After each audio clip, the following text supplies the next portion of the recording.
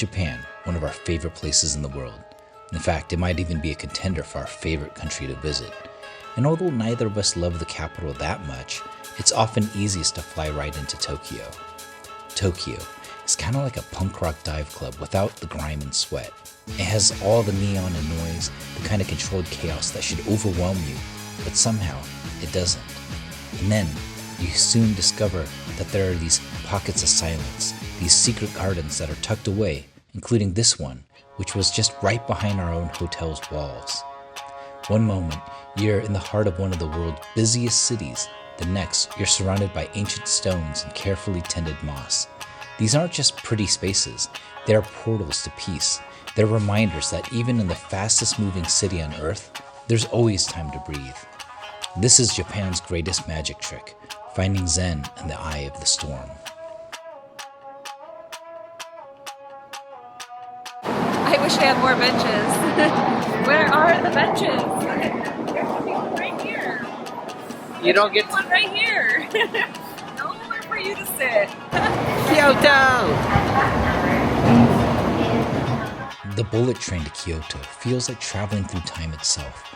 It's sleek and impossibly fast, moving towards something ancient and enduring.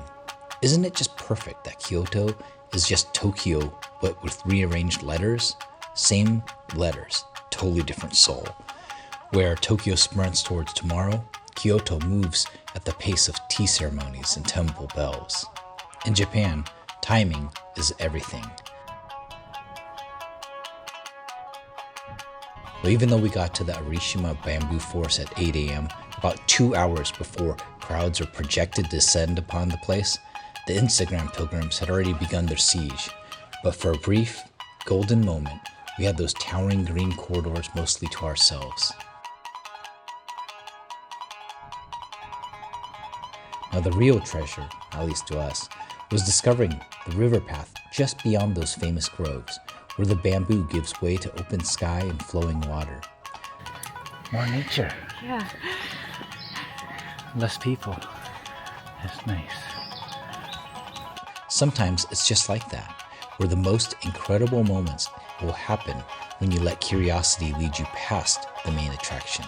And from there, we walked up the kind of long and steep hill that makes you question your life choices, but at least the view at the end felt earned. There we were, sharing space with wild macaws while Kyoto spread out like a living map below us. I don't think it likes being watched. Yeah, what do you want? What do you want? Is it peeking at you? It's scratching its butt. It was a little scary and unpredictable, but feeding them pieces of apple was a nice little moment at the top of that mountain. Japan does this thing to you. It just changes your relationship with crowds, with beauty, with the very idea of what a moment can hold. Yes, there are people everywhere. Yes, you'll wait in line for things that you thought you would never wait for. But somehow, in a country where millions of people have learned to move in harmony, even the chaos becomes a kind of dance. Beauty doesn't disappear because it's shared. Sometimes it multiplies.